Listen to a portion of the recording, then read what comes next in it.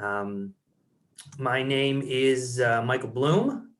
I'm the Executive Director of the Jewish Federation Association of Connecticut. We are an advocacy organization which lobbies city, state, and federal officials on issues of importance to the 7 Jewish federations across Connecticut, their beneficiary agencies, on issues and in support of Israel. I really would like to thank all of you to have all of our congressmen and women in one room, even if it's virtually, is amazing. Thank you to all the staff for helping make this happen, especially Senator Blumenthal's staff, Rich Kehoe and Tom Allen. Thank you especially to them.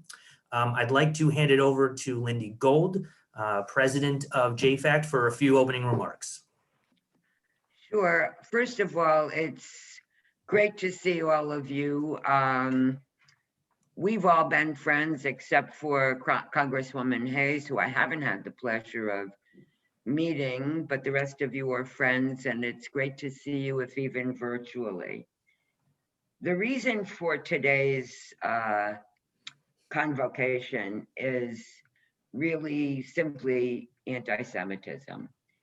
According to the FBI 2019 hate crimes statistics, American Jews, who make up less than 2% of the American population, were the victims of more than 60% of hate crimes targeting a religious group.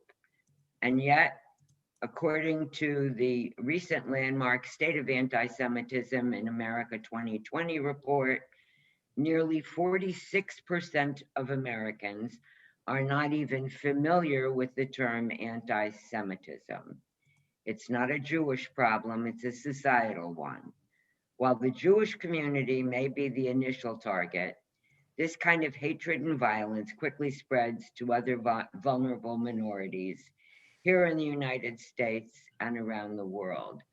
Most recently, there is a group known as the Mayors United Against Anti-Semitism, with a growing number of co-signers, has been instituted. And I think what we'd like to hear is your perspective on what exactly can be done at the national level and perhaps how you can help. So with that, Michael. Thank you, Lindy. My hope, following up on Lindy's thoughts, my hope for this Zoom is twofold. Is the first to hear your thoughts and ideas about what Congress can specifically do to address hate and hate groups, no matter where those hate groups fall on the political spectrum. The second is there is a huge dynamic shift in the dynamic in DC, and what can realistically pass with that new dynamic. There is a new president. The House and Senate are controlled by Democrats. They have slight majorities, and Senate is the thinnest of majorities. And many times, as we're seeing now in the news, you need 60 votes to pass things. So what can Congress do? But with that, what can realistically pass? I think we need to certainly start with the events in the insurrection on January 6th, which cemented for everybody that hate is on the rise. First, I would like to send this to Congressman Himes. A major power of Congress is to hold hearings. As a member of the Intelligence Committee, your committee and other committees have already sent a letter to the FBI and other intelligence agencies asking for hearings on who knew what and when for January 6th. Do you hope these hearings will go further in addressing what the intelligence community needs, if anything, going forward? Thank you for the question, Michael. And thanks very much for having me and all of my colleagues together. This doesn't happen very often, and it's such an important moment for us to come together on any number of issues, but this one, particularly after I and all of my colleagues lived through what occurred, thank God, on January 6th, in terms of living through it. Your question is a really good one. And, it's not just the Intelligence Committee. In fact, dealing with violent extremism in the United States is a whole of government thing. And in fact, the intelligence apparatus has a role to play, but it's probably a secondary role to law enforcement, to Homeland Security, to the FBI. but I won't get into the distinction because that's not important right now. The Intelligence Committee, as it happens, 2 days ago held a roundtable, not a formal hearing, but a roundtable on domestic terrorism, homegrown extremism, because we realized, as I think my colleagues have realized, is that we have, for a whole variety of reasons, underappreciated the threat that this represents. It is a fact that more Americans have died in the last few years as a result of largely right-wing violent extremism, domestically grown, than have died as a result of internationally sponsored terrorism. And of course, on 9/11, we very literally reorganized our government, reorganized our statutory framework, and went to war because of the attacks of 9/11. Meanwhile, we didn't learn what we should have learned from the deadly attack of Timothy McVeigh in the 90s. Timothy McVeigh was a precursor to something that has really grown mainstream today, and not just mainstream, in as much as we see the insurrectionists who attacked the Capitol on January 6th urged on by the then president, but mainstream in the sense that we now have a couple of colleagues, and I tip my hat to Johanna Hayes, who's been out front leading an effort to say that it is not okay for, in particular, a few of our Republican colleagues to bring the QAnon white supremacy ideology of nativist hate into the United States Congress. It's not okay in the country, much less inside the United States Congress, an institution that was very badly attacked. So I want to be crisp in my answer and just say this, which is that Congress has really woken up to the need to refocus on the danger that is in some ways as intense as the danger that we fear from that we are exposed to from extremists outside of the United States. And I'll just close with this observation. I think we as members of Congress saw very personally what happened, and one of the reasons for the cultural bias that has led to where we are today. The investigation will tell the story, but I don't think the government security apparatus, FBI, National Guard, White House, so quite apart from the issue that the president at the time obviously supported what was occurring, but I don't think it was easy for senior security officials to imagine that a bunch of white Americans, and I say that because that crowd was a white American crowd, could be a security threat. I think that when the security apparatus, I know that when the security apparatus sees a Middle Easterner with an AK-47, all sorts of alarms go off. But when they see a white extremist in Michigan with an AR-15, none of those alarms go off. And so we have a very substantial cultural shift we need to undertake, even as we refocus the resources, the attention, and the full authorities and tools of the American government against this threat, which is not just putting white supremacy and anti-Semitism out there, but acting on it. Yeah. Thank you. And please.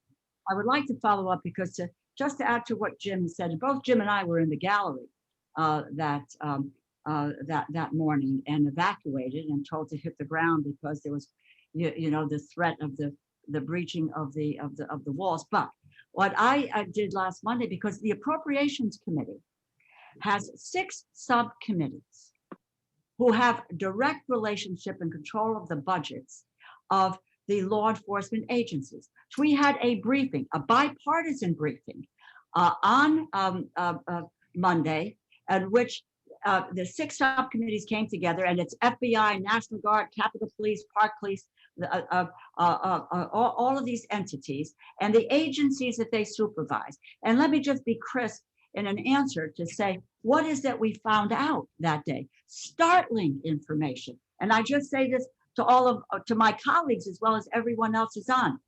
This was a preventable attack.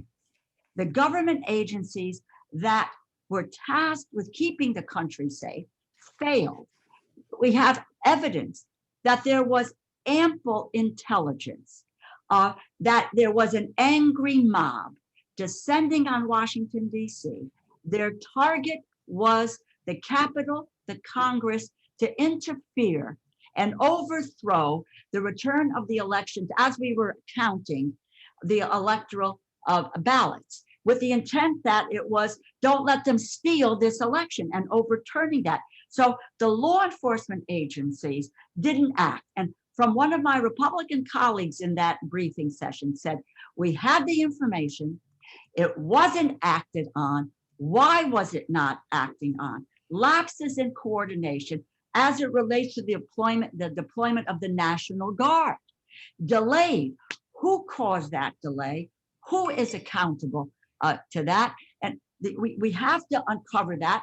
We are moving. I talked to General Honore this week, who the speaker has designated as being in charge of an investigation, and they are moving. And so we have to find out what happened. It was preventable, and there was just a total failure of security, including the failure for the Capitol Police, who were left on their own.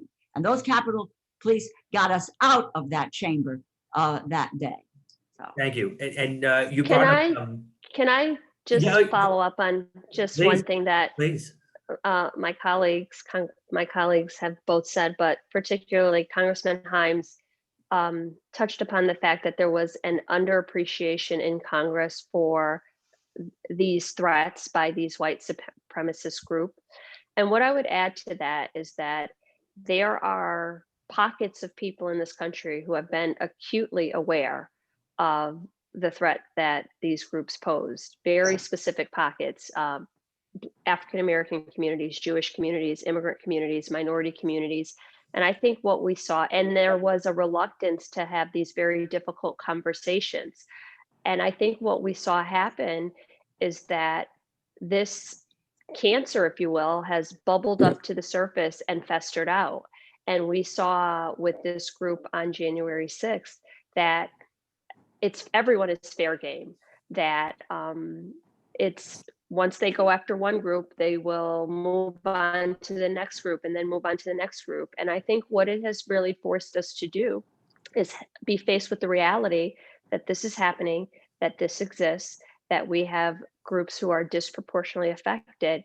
And the only way to root it out is for all of us collectively to take an active role. So I mean, I remember in the 116th Congress, and everyone on this call has been there long before I entered Congress, but there were some just very difficult and uncomfortable conversations that we were forced to have. And I think one of the things that I am, I don't know if excited is the right word, but looking forward to is just having these just really honest collective conversations where we can identify the areas where we need to do better, the areas and the groups of people where we need to make sure we are protecting, and do that in a way that is responsive to the current needs of right now. And I think on the other side of this, what I've seen is, or as we try to navigate our way out of this, I've seen just this universal commitment from my colleagues to hear, listen, and try to understand, what different groups are feeling, appreciate that, legislate with that in mind, and really be unapologetic and incredibly aggressive about making sure that we are responding to the needs of this current moment. Michael? Yes, Michael? yes, Congressman. Yeah, just really quick, when you listed the different agencies and departments that are obviously going through this kind of reset in terms of, trying to understand what happened on the 6th, and also, the trends that are out there that you've talked about and my colleagues have talked about. One other department that I think is important to note, and we actually had legislation and votes already, is the Department of Defense. We in the House actually participated in the confirmation process by having a vote to waive the 7-year waiting period for Lloyd Austin. And actually at the Armed Services Committee, we had a hearing with Secretary Austin where it was an extraordinary hearing because the focus usually in those kinds of things is, military policy in the Middle East, Indo-Pacific, different budget priorities. There was a large, if not a majority of focus on the question of white nationalism and racism within the military. And, if you look at the That was my next question. You beat me to it. yeah, the indictments that were handed down so far, I mean, sadly, 20% are people with military records. That doesn't reflect 20% of the total military, but the bottom line is Secretary Austin was very blunt about the fact that, he personally knows that's a reality that has to be addressed. And General Milley, who is the chairman of the Joint Chiefs, has already been publicly talking about this. I mean, this is a conversation that usually was done sort of off to the side, with Congress and military leadership. It's now been flushed out into the That's open. great. That's And I great. think that we're the NDAA that we just passed by override. There actually was provisions in there about looking at racial inequity in the top officer ranks in the military, as well as looking at the whole promotion system that exists. And so, I mean, I just would say that's, again, budget-wise, the biggest department in the federal government, and it's happening there too. That's great. Thank you. I'd like to go to Senator Murphy with similar to what you just brought up, Congressman Courtney, with policing. And I admit some of these things I'd like to talk about next walk a very fine line with supporting police officers that are great and weeding out those that are not great. And I'm sorry, my dog's scratching at my door. Sorry. That's why I don't have a dog. So walking that fine line of some of the things I want to talk about with Senator Blumenthal is I want to get into the No Hate Act, which gives more resources for police to fight hate crimes. But then we saw on January 6th that, as Congressman Courtney brought up, we had current and ex-military police and fire part of the riots. What can Congress do, if anything? I know you were on the hearing dealing with the response to U.S. Capitol Police.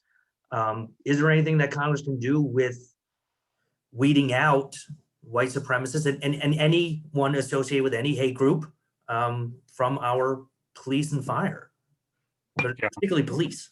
Yeah. Well, Mike, thanks for bringing us all together.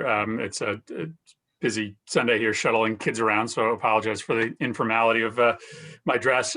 But yeah, listen, this is obviously a really important, at the same time, very sensitive topic, because you want to be careful not to extrapolate and make broad generalizations about those that serve us and protect us. But what we know is that the incidents that we have caught on videotape with respect to officers treating people of color brutally are the tip of the iceberg. And so we've got a lot of work to do to instill a kind of zero tolerance culture in law enforcement when it comes to treating everyone with respect. But I'll tell you, I very quickly in these discussions get to root causes.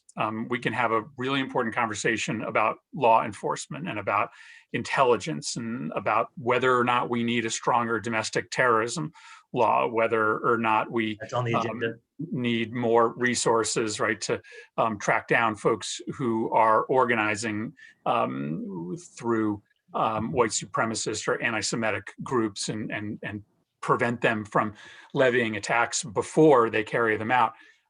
But at the foundation of a lot of, I think, what's happening in policing today is just a total inability to sort of understand someone else's perspective, right? A real inability of white America's ability to understand the perspective of Black America. I think the conversation about anti-Semitism is a difficult one because there are, frankly, far too many people in this country who don't have sort of any firsthand experience, right, in sort of having a story told to them directly from a friend or a family member.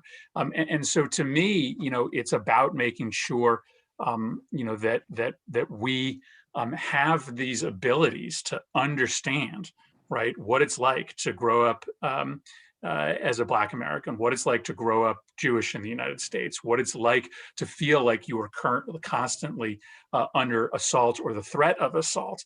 And if you build that kind of society, right, which is about sort of how we live, how we educate our kids, then it's much harder to hate, but it's also much harder to see people as objects rather than people. And so, to me, we've got a host of pieces of legislation that will deal with, that'll look at this from an enforcement angle, but we're going to also have to look at this from a sort of ground up angle as well.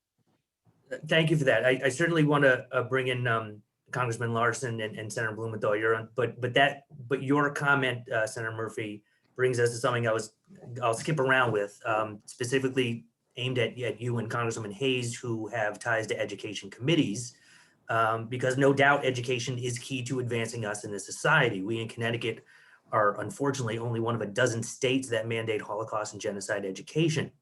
We were one of the first states in the country to mandate African-American Latinx history. Every state should be teaching these, as you alluded to. Last year, thanks to all of you, Congress passed a bill to create resources to encourage states to teach about the Holocaust and genocides.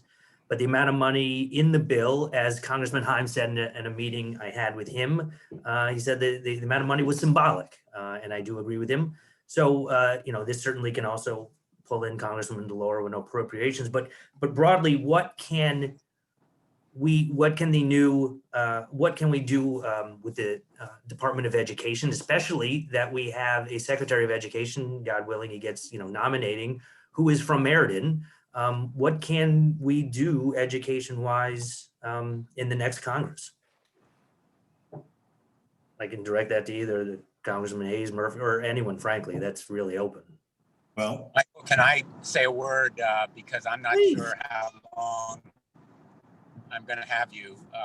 I'm in a car on the New Jersey Turnpike in the midst of snow. So if I can just answer that briefly, I think the key is what Rosa DeLauro, frankly, can do, and our House delegation, which has been so magnificent on this issue of providing more education. You're absolutely right that the Never Again Education Act was passed last session, but it was provided with only a couple of $1 million. So I think increasing the amounts of education that can be provided is absolutely key, which goes to the point that Chris Murphy made as well, so that we understand the views that others may have. But I want to come back to the premise of this conversation that you introduced, which is new laws. And a lot of the focus has been on January 6th, but as we all know, certainly I know very personally, and I've talked to many of you about it over the years, and as Attorney General, I enforced hate crimes acts, and I've been to your homes and synagogues that have been vandalized and desecrated. This phenomenon is hardly new. What we've seen, though, is an incredible rise in these hate crimes incidents. And that's documented not only by the statistics that Lindy mentioned at the outset, but by most recently, just a few days ago on January 27th, National Terrorism Advisory Bulletin, and the one before it in October 2020, which said, and I'm quoting, the most persistent and lethal threat to the homeland, the most persistent and lethal threat to the homeland are racially and ethnically motivated violent extremists. And, let's talk about the elephant in the room, which is the president, the past president of the United States, who encouraged and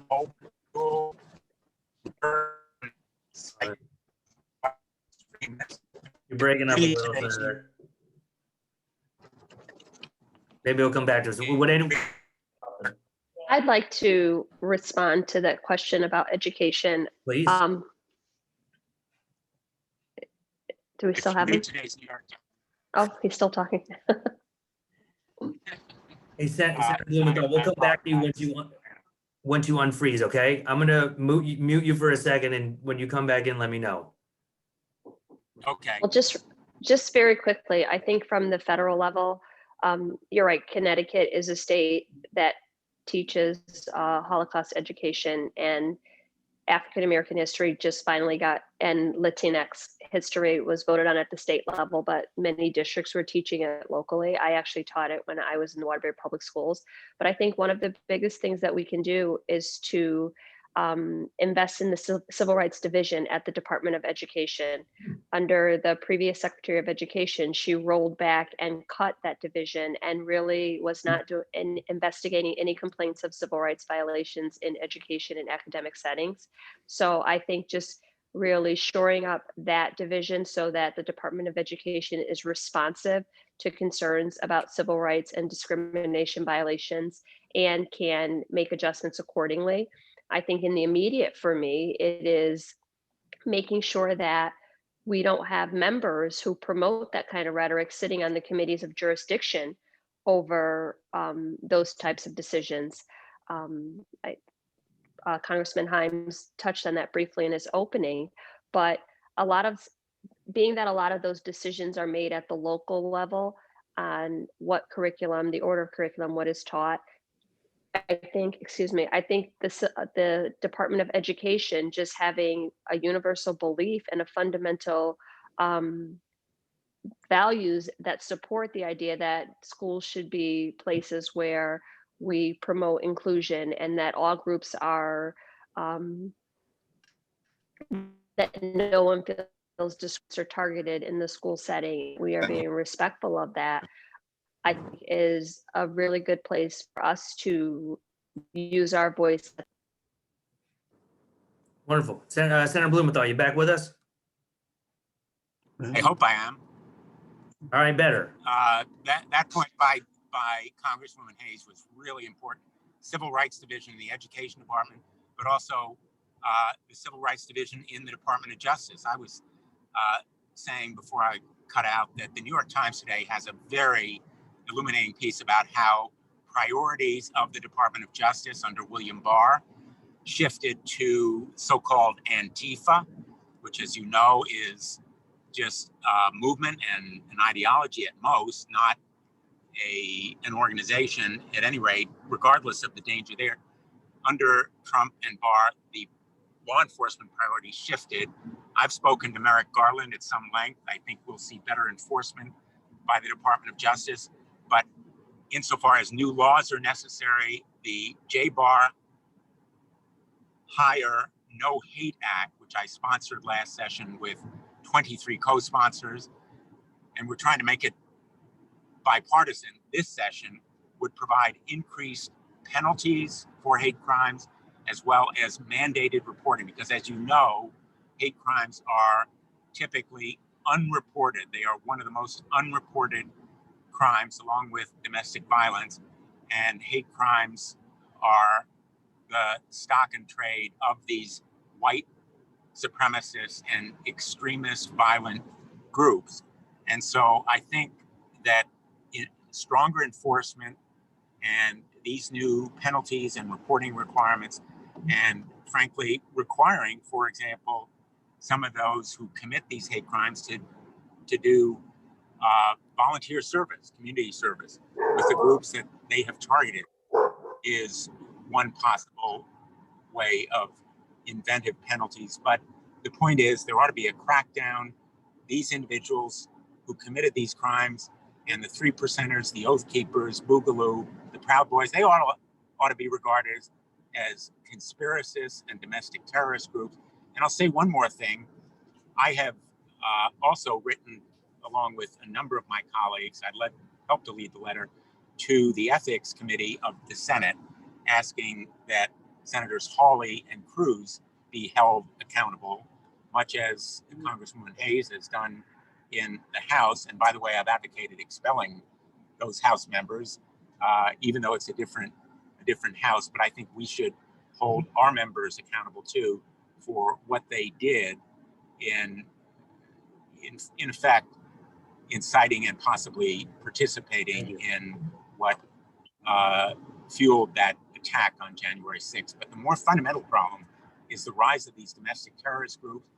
And I believe that we need to provide more money to nonprofit groups, whether it's synagogues or others, doubling the nonprofit security grant measured at $360 million. I'm sure Rosa DeLaura will have a lot to say about that, and Congressman Larson as well. Thank you for that. That was certainly on the agenda. Before I get to actually, you led me to the Domestic Terrorism Prevention Act. I'd like to pull in Congressman Larson.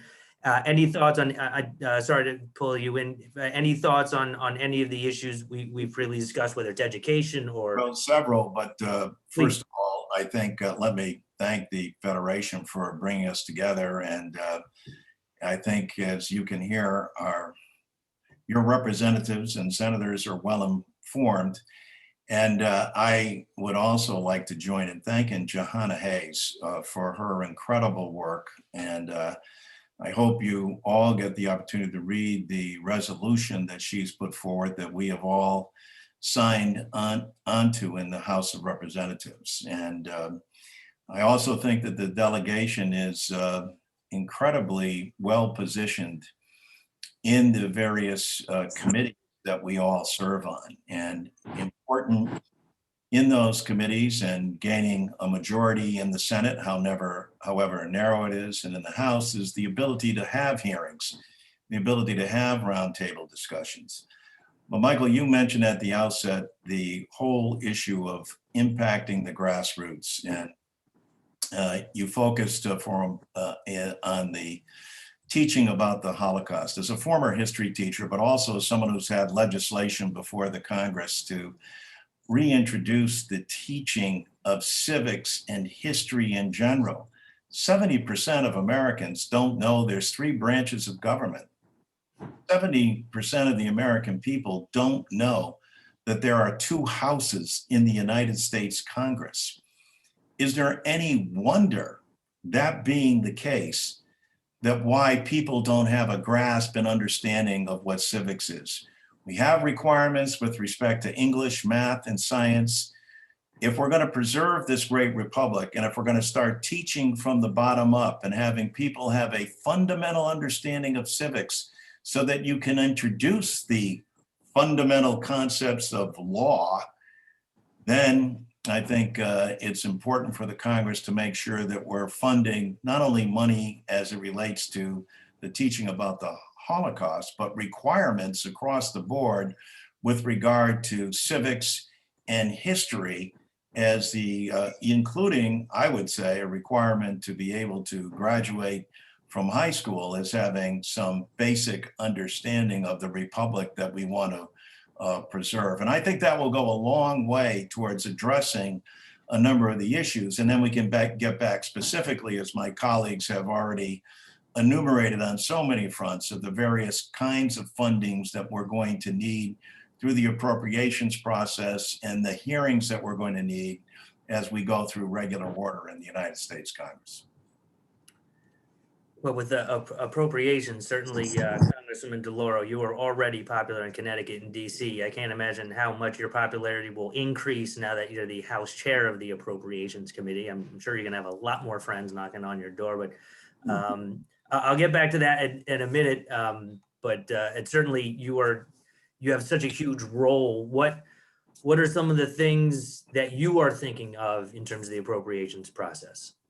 Well, in terms of the issue that we are talking about, the Never Again Education Act was mentioned, and you all know that the bill expands the Holocaust Museum, their educational program, develop and nationally disseminating accurate information, relevant information, and making that easily accessible in terms of understanding the Holocaust. So it is a very, very important part of an education process to be able to do what you want to do in terms of trying to deal with the issue of hate and anti-Semitism. And it has a whole program that deals with teachers and educational leaders so that that can be disseminated. Now, we have appropriated about $2 million a year starting last year, 2021, and then for the next 3 successive years.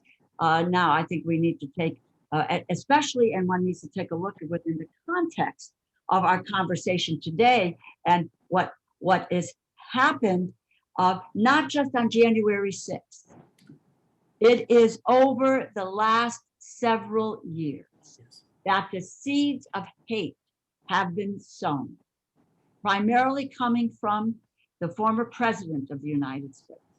Racism, anti-Semitism, misogyny, you go down the list, that has been what has happened. So I was just saying, in the context of the environment that was created, that culminated, if you will, with a January 6th, with the growth of these right-wing groups, when you see a t-shirt, a sweatshirt that says Camp Auschwitz, you know, what are we perpetrating here? That in fact, we need to take a look at increasing the money in terms of education and what Johanna Hayes has talked about in regular education, but also through the vehicles like the Holocaust Memorial Museum that really can address these issues in a very, very powerful way, and increasing that funding. So for me, that is something that I would really want to work with the community on and see what we to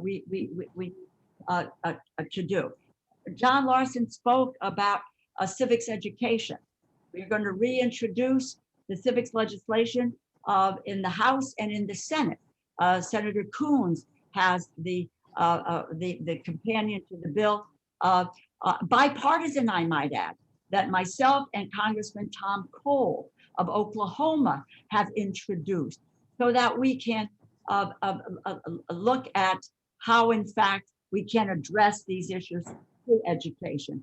You may have a question coming up with regard to the security grants. I won't want, because others need to speak as well as myself, but I can talk about what we have done in that area, and again, increasing that amount of money, but also what we did with regard to Connecticut and the organizations and groups that have received that funding. But I don't want to. Can I just, there's one other thing that no one touched on. We can't talk about education without talking about educators and the way educators are being trained. And I think oftentimes when we talk about, I hear a lot of people talking about the Holocaust, but that is not the totality of the Jewish experience. So we need to make sure that we have culturally sensitive and culturally aware educators in front of our kids. We need to make sure that we are introducing materials where they can see across the span the experiences that different people bring, and see that coming through in their books, in their literature, in their teachers, in their invited guests. And I think equally as important, we need to create a space where kids feel safe to address stereotypes head on, to ask questions, to get a deeper understanding of the things that they don't know about, so that these things don't present themselves in a negative way in situations that are not safe and appropriate. I can tell you personally, when I came to Congress, there were a lot of things that I never just even had to experiences with my Jewish colleagues, lots of questions that I have. I can tell you that was the primary reason I took the trip to Israel, because I had so many questions, and I am grateful that I was in a caucus where I could ask those questions and get honest answers and honest feedback. And I think that if our young people had the opportunity to do that before they went out into the world, to ask those questions, to speak with the Jewish leaders in their community, to have teachers in front of them that could answer those questions. So we really need to diversify the education professional and diversify the experiences that our kids have. You know, Connecticut has everyone. We should be reaching across district lines and letting kids from the inner city talk to our kids from, you know, these really large homogeneous communities, and really have a deeper understanding before they go into the workplace. And I think those are all the things that we can do to infuse the pipeline early, before we are on the other side where we are having a reaction to anti-Semitism or hate or these eruptions in our community. So it can start much earlier and introducing kids much younger. Thank you for that. Sounds like Commissioner and hopefully Secretary of Education Cardona is gonna have his hands full, but it's really amazing that he's in that position. It's great, I think, for the country. It's great for Connecticut and great for the rest of the country. Congressman Courtney, you sit on the Armed Forces Committee, which oversees, or currently in front of the Armed Services Committee is the Domestic Terrorism Prevention Act, which I think deserves a few minutes of the conversation. For those in the audience that don't know, this would strengthen the federal government's effort to prevent, report, respond, and investigate acts of domestic terrorism by authorizing offices dedicated to combating this threat. Any thoughts on the particular legislation that is in front of and it's also in front of the Judiciary Committee and Senator Blumenthal, but I'll direct it to you, Congressman Courtney. Sure. So as I mentioned earlier, at the end of December, Congress, for the first time in 60 years, passed by override the National Defense Authorization Act. Again, it included a whole series of initiatives which the president found objectionable, including eliminating Confederate symbols, renaming Confederate the bases,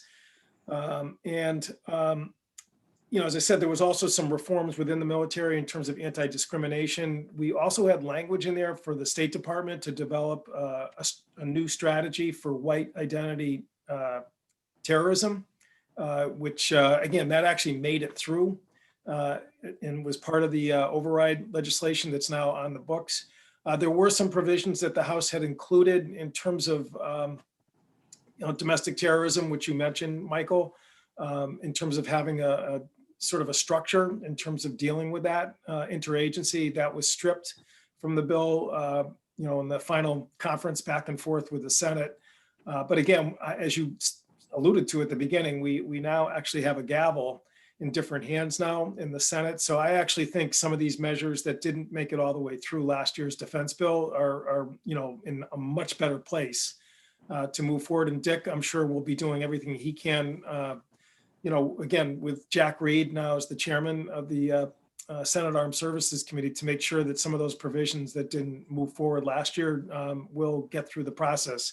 Again, this is a bill that's basically the one bill that our two committees produce every year. It's a sprawling piece of legislation. So the individual bill that you mentioned, Michael, I mean, that the process is that, it gets folded into the final overarching package that's there. So, again, combined with Secretary Austin, who again was for the first time, hearing a Secretary of Defense talking, openly about addressing these issues, both within the ranks of the military, but also making sure that that's going to be, I think, a new posture of the department, both in terms of, its own understanding of what's happening internationally. Gary Jones, I've seen his face on here. I mean, he's been doing such a great job with the ADL over the years, educating members of Congress about activities that are happening here in Connecticut. I'll never forget the first briefing I had with him. I was actually really shaken up, because, you guys were keeping eyes on elements that really had no idea were out there. And as Rosa said, with the administration, over the last 4 years, a lot of those groups sort of felt a lot more empowered and emboldened, so this stuff has been around for a while. And we're segueing perfectly, Congressman. It's unbelievable. It's like we're scripted here. Yeah. So it's really, I think we're in a place right now with a president who decided to run after the events of Charlottesville, a new Congress. I mean, I just think I'm very bullish on the fact that we're going to see real tangible movement and results in the next 2 years. Well, thank you. I'm gonna, in a minute, I'm gonna hand it over to Steve Ginsburg, heads the Connecticut chapter of the ADL, to talk to Senator Blumenthal about the No Hate Act. But then after that, I'd like to come back for a discussion on technology and social media, which is a massive part of this. And so I'll embrace everyone for that after that. But Steve, would you like to take a moment, please? Sure. Thank you very much, Michael, and thanks all of our federal delegation for being here. This is really a great opportunity, and it's nice to hear how really focused on these issues. As you mentioned, this is a lot of what we've talked about today have been things that ADL has been working on and focusing on here in Connecticut and around the country for decades. And I thought since Senator Blumenthal already mentioned the No Hate Act, which hopefully will get passed and ensure that there are better systems for requiring law enforcement to report hate crimes and properly prosecute them as well. I want to just mention a couple things that came up. Congressman Larson, and for you and for everyone, ADL did create last year an online civics education program that hopefully schools can adopt. Everybody can see it. It's adl.org/civics-education. We also have a new program called BINAH, B-I-N-A-H, which is online for high school students around the country about anti-Semitism. And we also have, and I've spoken with Congresswoman Hayes when she first took office about this, our Holocaust education program for educators called Echoes and Reflections. You can also look up Echoes and Reflections and see what you can bring to your schools. We're happy to provide that. I want to just give two local examples of things. You know, we have a state senator who had a QAnon bumper sticker on his car. We had a police officer in New Haven who had a QAnon Facebook page, right? He's no longer there, but we need our leaders in these organizations to really denounce that type of ideology. It is incredibly destructive, has massive anti-Semitic roots underpinning that whole thing, and is very destructive. And for Representative Courtney, I don't know if you know, but for the last decade, ADL has been training at the Coast Guard on anti-bias and diversity training. And last year was the first time in like a decade we didn't do it. And it was, we believe, in no small part due to President Trump's executive order that the federal government wasn't going to fund diversity education. I think that's been unwound, and I hope it has. But if you can, if we can make sure that we have the Happy to ability do it. Happy to do it. Okay, great. And then going back to Senator Blumenthal, I wanted to ask you, and this will tie into Mike's topic about online hate. I know that you and Congressman Raskin made a special request to the Government Accountability Office to look into online hate and how it's driving both the conduct online that's very harmful and on the ground. Do you know the status of whether that's being researched and where that's going to be going? Because the online piece is incredibly, it's fueling this whole energy. So. Steve, thank you for raising that issue. Jamie Raskin and I did request the GAO to complete the study. It's underway. It is being researched. We hope it will be done within the next couple of weeks. Obviously, it's very timely. And to that point, I hope that we will approve bipartisan legislation that will hold big tech accountable. Let me repeat, hold big tech accountable. You all know what's on Facebook, on Twitter. Right now, they have an absolute shield, a legal immunity that is enjoyed by almost no other industry. And we hope for bipartisan legislation from the Commerce Committee and the Judiciary Committee on our side. And as well, we have very active partners in the House on this issue. Accountability is so important. Without the kind of meat axe approach that a number of my colleagues, including President Trump, would take, just abolishing it completely, but we can selectively apply it. It passed, it was signed by the president, and we can do it also on child sexual abuse material. We can do it on white supremacists and violence inciting material online. And the ADL has been such a champion here. I can't thank you enough, Steve, for the work that you've done. And of course, JFAC as well has been a strong advocate of accountability and responsibility. But obviously, online hate, we can have all the civics education in the world, and I've supported more civics education, but we need a partner in big tech. And Google and Facebook are going to be sued, as they have been sued already, for antitrust violations, as well as for anti-competitive steps. But in the Section 230 space, we need legislation as well. That's a vast oversimplification. I apologize for both the brevity and oversimplified nature of my comments on it, but thank you so much for raising it, because online responsibility is so important, as everybody on this call knows. And Trump, in his comments on Charlottesville, very fine people, in his encouragement of the Proud Boys, stand by, in what he did on January 6th, inciting that assault on democracy to try to stop the counting of ballots, making Joe Biden president, has raised the heat level and the use of online comments to a new art form, but many others are joining in it.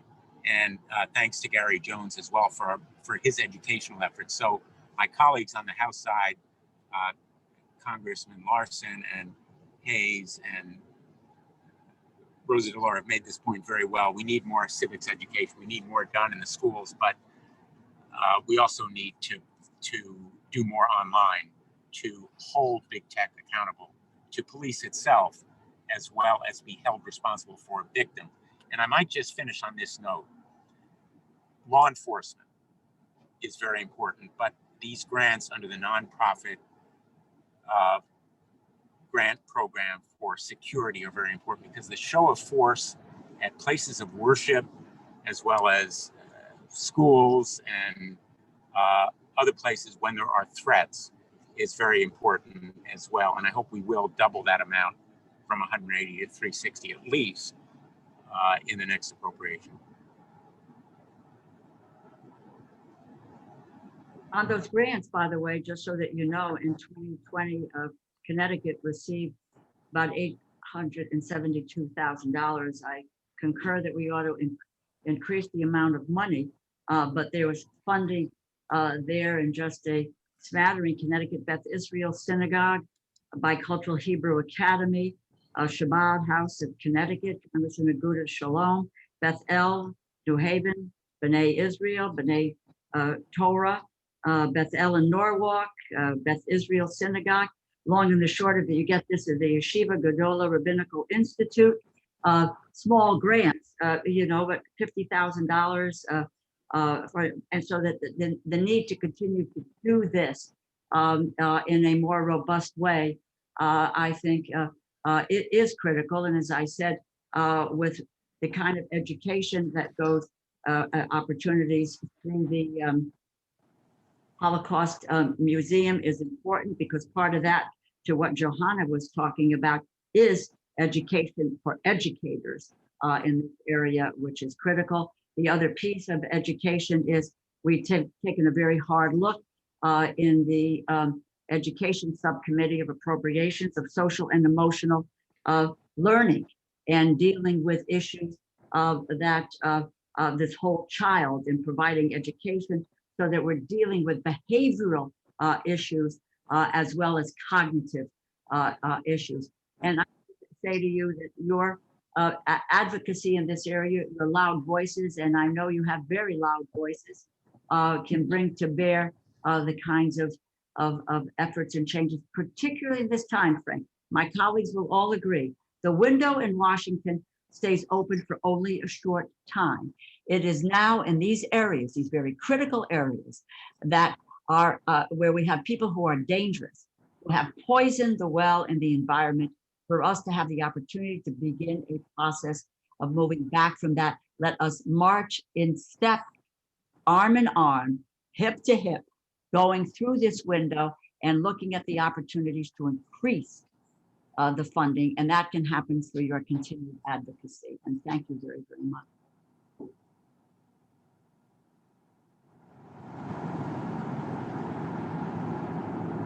Mike, well, we have just a pause. Let me just underscore the importance of approaching this from a social media perspective. So listen, it is true that there is an element of pushing the balloon in on one side and it popping out on the other, right? You are never going to be able to eliminate hate simply by trying to squelch its platforms, right? If there are underlying reasons for hate to exist, if there are hateful people, if there are demagogues, it's ultimately going to find some space. But the legitimacy that is granted to hate speech, to anti-Semitism, to racism by brands like Facebook or Twitter is substantial. It mainstreams it. And frankly, it makes it accessible to folks that without that sort of easy entry point may never end up trading in these kind of thoughts. I think a lot about kids, right? I mean, I'm at the point with my kids where, you know, I have a little bit of a hard time patrolling them online because they're out of my sight a lot. I can try to disable certain websites, but, you know, they're not on YouTube Kids anymore, right? The stuff they want is on, right, the regular YouTube where everything else is. And so, but my 12-year-old's not going to find his way to Parler, right? So if this stuff is sitting in these sort of fringe platform sites, well, that's still a problem. It's less of a problem. And so that's why, well, Dick's right. What Trump wanted was too blunt an instrument in terms of holding these content companies liable for everything. There is clearly a higher bar that we can set, and it really does come with benefits. I would also say that part of the reason why these companies don't feel a lot of pressure to do this is because of their market share.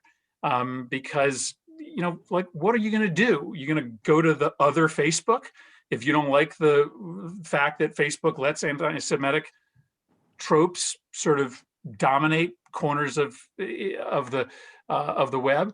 No. So antitrust action here to sort of break up some of these behemoths is also important, because then there's an opportunity for real competition, right? For a platform, for a social media company to come along and say, hey, listen, we're going to be the place that just shuts down at its roots racist, anti-Semitic, hateful behavior. And that can't happen if Facebook and Google and Twitter and all these other companies, you know, continue to dominate the marketplace.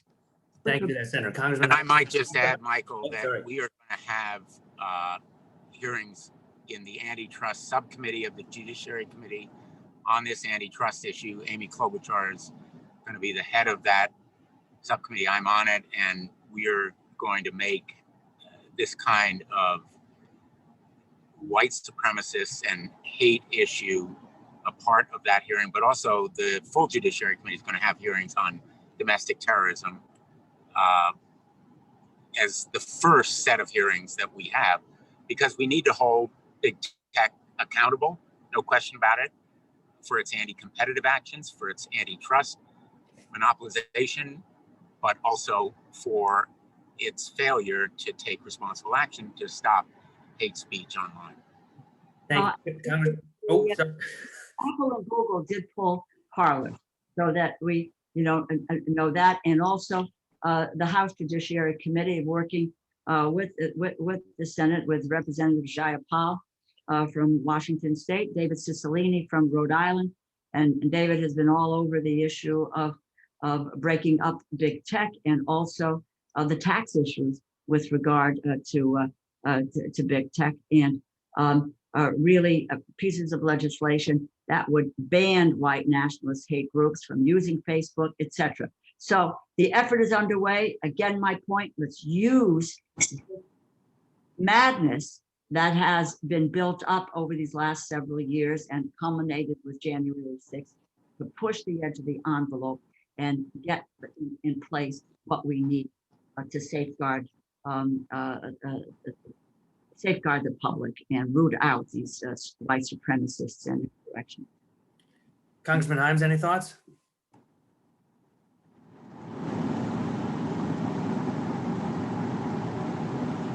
There we go. You're good. You're live. Okay.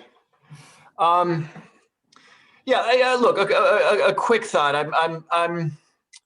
I'm struggling with this because the reality is that the solutions that we have all been talking about to hate speech and to the platforms that organize it will fall short. They just will. We live in a society in which the government is, in the First Amendment of its Constitution, prohibited from controlling what people think or say, with obviously some limitations that we all understand. So the government is, I think, appropriately limited in the extent to which we can police what people think and say. And I think, though it is horrid to have to listen to what some of the things that people think and say, I think that the cornerstone of an enlightened society is protecting the right to do so.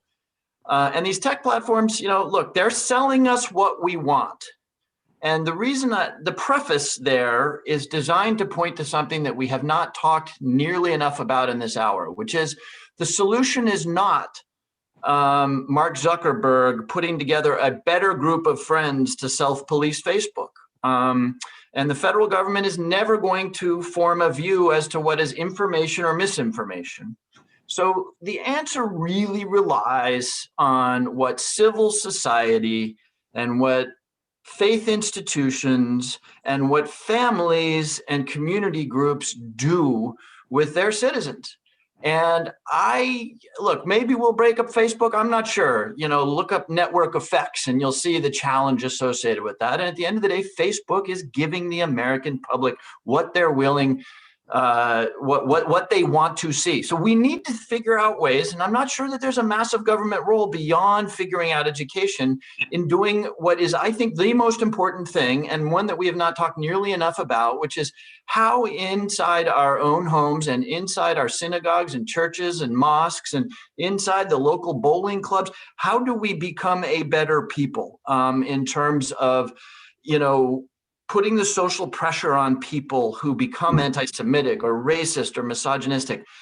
I'm on a little bit of a rant here because I do believe that elected officials overstate our ability to change hearts and minds. And bigotry and anti-Semitism and misogyny and all these other hate-oriented things, at the end of the day, live in the hearts and souls of the citizenry. And I think that it will be in those non-governmental contexts where we act as fathers and faith leaders and community leaders that we really make the progress on this issue.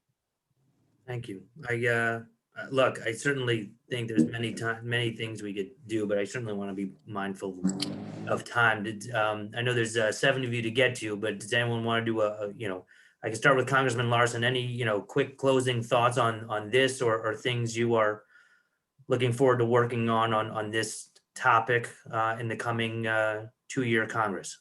I think it's vitally important. I like the way that Chris Murphy framed this, but it does, as Jim was pointing out, this presents larger issues too with regard to speech. As happy and as thrilled as I was that these, major tech companies were able to shut down Donald Trump, it didn't come without casting some doubt overall about what that means and what the ramifications of that are. As Chris said, it's not as though you can go out and find somebody else go on another Facebook. So I do think it does raise the whole specter of antitrust.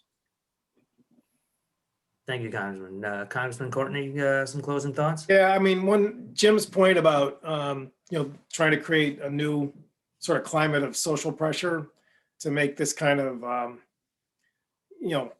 language and activity, taboo, I think is to me, that resonates because, as I mentioned earlier, the ADL's briefings to us in the past, definitely identified that there were certainly people out there that really were troubling and disturbing. But I actually think the factor of being sort of validated and emboldened over the last 4 years really, fanned the flames and made this a much more serious problem for our country. So having, the bully pulpit taken over by a person who, from day one in his inaugural address and the kind of people that he's putting into place, his agenda and the American Rescue Plan, the kind of priorities that I think we're going to see when he comes out with his budget in March. I think that aside from, really wrestling with this brutal question about how do you, balance free speech and these high tech platforms is going to make. That's where I think we're going to see real progress. But I'm not thinking it's going to be a kumbaya moment for the country. This is a tough problem, and it's going to take a while to really get that sort of rebalance in terms of where social pressure is going to be influencing in a more positive direction. Thank you. Congresswoman Hayes, on this or any of the subjects discussed today or anything going forward, please, the floor is yours. Well, I agree with what my colleagues have all said on this subject. And I think in Congress and at the federal level, we're looking very closely at what we can do when it comes to social media platforms. But I think just in general, this conversation, when you say, what can we do moving forward? I think what we're doing today is just that, to educate people, to come together, to make sure that we are elevating in this conversation in a way that is not either or, but both and. There's this, people are being led to believe that in order to give, access to any one group, you have to take it away from someone else. And I think that we all have to collectively raise our voices and just shoot down that narrative and not just wait. And I think this is what has happened and what we've seen happen and how some of these festering attitudes come about. It's not until they spill over into mainstream. But I think as we become aware of them, whether you are directly impacted or not, I think we have to elevate our voices when something is just wrong. I talked a lot about that, when I talked about our immigrant population in Connecticut. I don't identify as an immigrant. My family is not directly affected by some of the challenges amongst this group of people. But what we saw come out of this administration was just wrong. And I think that what we need to do and what we, I guess, have a mandate to do moving forward is to work together as groups and communities, but also work across communities to make sure that collectively we are saying in our state, in our communities, in our country, there are behaviors that we will not tolerate and we will not sit silently as those behaviors kind of tap in and out of different groups. I think we've done a great job of that in Connecticut. I've seen, we all kind of were taken off kilter over the summer with just protests and different groups. And, but whether it is racial, ethnic, religious, I think we all know, we've been confronted with, we've seen the rise of hate, the rise of anti-Semitic behavior, the rise of, people just being disproportionately and cruelly treated in our communities. And I think what we all have to commit to doing is working together to root those things out. Well said. Thank you. Senator Murphy? Any closing remarks you have? Sorry. Sorry. Just Don't want- unmuting, just going through a few No, steps to unmute any myself. closing thoughts on this or anything we've discussed or anything you are looking forward to working on in the next two? Yeah. Listen, I don't think I disagree with Jim that there's obviously a very important private sector community-based conversation. I just think that cannot happen without federal leadership. I don't think that can happen if the federal government continues to empower hate speech in the way that it does. And so I do think that there's an enormous amount the public sector government can do here. And then I think we all, the only additional comment I would put on top of this, I think we all, have to think about definitions, right? I've seen a lot of interesting equivalencies being made in the last couple weeks. Well, there's people that want to kill Nancy Pelosi over here.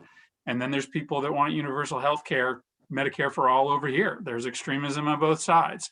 I just think you got to be careful about sort of how we define extremism in this day and age. It's something different to believe in these wild conspiracy theories that, as was mentioned, have deep roots in centuries of anti-Semitism. It's something different to want to do harm to individuals and to perpetuate that harm. That's different than a set of ideas that folks might think are not mainstream. So I think we've got to be careful about our definitions. And then I just think we have to accept that there is absolutely a big private sector element to this I think made a lot easier by better decisions in the public sector about platforms, about what speech is out of bounds, what isn't, about the resources that we give to schools and to states and communities to actually build truly integrated communities where folks can actually understand each other rather than just learn about experiences that other people have in school. Thank you. Senator Blumenthal, floor is yours. Yes, thank you so much. I really want to thank again JFAC and ADL for your extraordinary work on this issue and bringing us together today. We're talking here about more than just hate speech. We're talking about violence. We're talking about attacks on places of worship, on people, on the symbol of our democracy, and we're talking about violent extremism, domestic terrorism, identified as the most persistent and lethal internal threat to our security today. And I think we need to hold those private groups accountable because Jim Himes is right. There are limits to what the government can do. That is precisely the reason why Facebook, Twitter, Google, Amazon, all of these huge behemoth organizations should do better. And what we're proposing here is simply giving private groups and individuals a right of action, a means to hold accountable those organizations when they are harmed, which right now they can't do. So it is a pretty limited action that repealing Section 230 in major part would do. The No Hate Act, very, very important. I hope everyone will support it. If you have friends in other states, I hope you'll urge Republicans to support it. We need bipartisan support.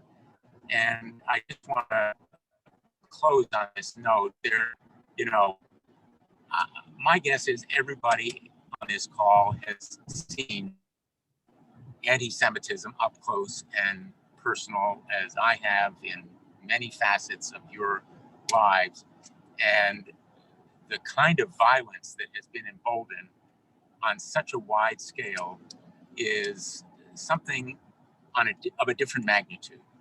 And I have urged authorities, I most recently urged the Attorney General designate Merrick Garland to make public some of what we have been told in classified briefings. It is deeply disturbing.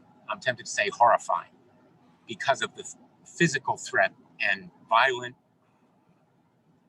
danger that it represents. And so I think we need to speak up and stand up. Think of how the world has changed now that Donald Trump is no longer on Twitter. Needless to say, he could have been barred from Twitter much, much earlier. Think of the difference it might have made. And we need to make sure that all of our institutions, private and public, do their part and that all of them are held accountable. And again, many, many thanks to everybody on this call and to JFAC and to you, Michael and Lindy and Steve, for your great work. Thank you. And before I turn it to Congresswoman DeLauro, I want to say, it's a two-way street. We are here. We're certainly pushing you on legislation appropriations items like nonprofit security grant program and Holocaust education, as well as others. But if there are things, whether it's on these issues or others, please let us know how we can be helpful to you in passing priorities to you. Congresswoman DeLauro, the floor is yours. Oh my gosh, thank you very, very much. And really, thank you so much for pulling us all together for what is such a critically important conversation. I think it's several things. One, I think we have to understand the depth of the white supremacy movement, the way it has been allowed to flourish. And that was through governmental agency allowing this to flourish and to gain more traction than it was. The issue and depth of the anti-Semitism and how that has been fostered by people at a very, very high level. including the former president. You know, once the genie is out of the bottle and people can feel free to say whatever it is they like and act in a violent way on these issues, it's very difficult to put that genie back into the bottle. Unfortunately, on a very positive note, we have a new president of the United States who seeks to unify, to bring people together, that wants to help us get past this very dark moment. I think we need, we also have to recognize, and as Johanna has done this, and in a very fundamental way, we have to recognize the enemy within. And we do. In the United States Congress now, there are people who want to see the overthrow of the government. Make no mistake about that. Let's use January 6th as a way in which we can root out the problem, hold people accountable. We will never get to a healing process without accountability. Take a look at what the Truth Commission in South Africa, before they could move on beyond the apartheid movement. Use advocacy organizations like all of you to be there. On the tech issue, I would just to say this, and pardon me for being crass on this, if we allow the tech industry to do what it has been doing over these years, and without any kind of serious federal regulation, they have been allowed to move. And in a preface in a book that I wrote some 3 or 4 years ago, as I say, if we allow the corporate interests to take us down a road without government intervention, then we are screwed. Excuse me. So we have to focus in on this effort. Public sector needs to be involved. The federal government needs to be involved, and it really does, and needs to be a strong, in my view, federal government presentations. We need to label these groups for who they are. They are domestic terrorists. We have an international domestic terrorism list and states that are there. There isn't any reason why we can't do this. The Southern Poverty Law Center has tried to do that in several ways, but we need to be strong as how we attack this. But on that positive note, we have an opportunity with a new administration to take us in a new direction and to listen to what Joe Biden has to say and Kamala Harris, and take that to the people of this country to help us to turn this around. Wow. Thank Michael, I would just like to chime in. As frightening as Rosa thought the Camp Holocaust or Camp Auschwitz shirts were, the most terrifying is the logo of 6 MWE, meaning 6 million weren't enough. That is a blatant threat. And I worry for all of your safety terribly. Rosa, I'm going to suggest that you replace all those rings with some brass knuckles.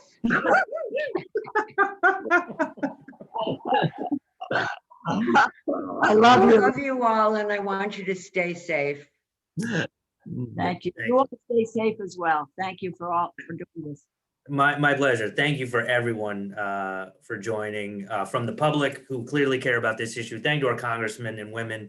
To have all 7 of you in once is truly amazing. So thank you all. I look forward to, again, once we can get some more vaccinations out, to seeing you face to face, and not just in Connecticut, but in DC on Capitol Hill. So take care and stay well, everyone. Thank you. Bye-bye. Thank you. Bye-bye. Bye. Take care. Safe travels. Safe travels, Senator Blumenthal, on the way down. Thank you. Thank Making you. progress. A lot of snow. I can give you a weather report. Probably more accurate because you're in it. So Yeah, talking about good information. The snow is heavy. thank you. Rosa, thank you very much. That was, you were tremendous. Thank you. All right. Take care, everyone. Take care. Bye-bye.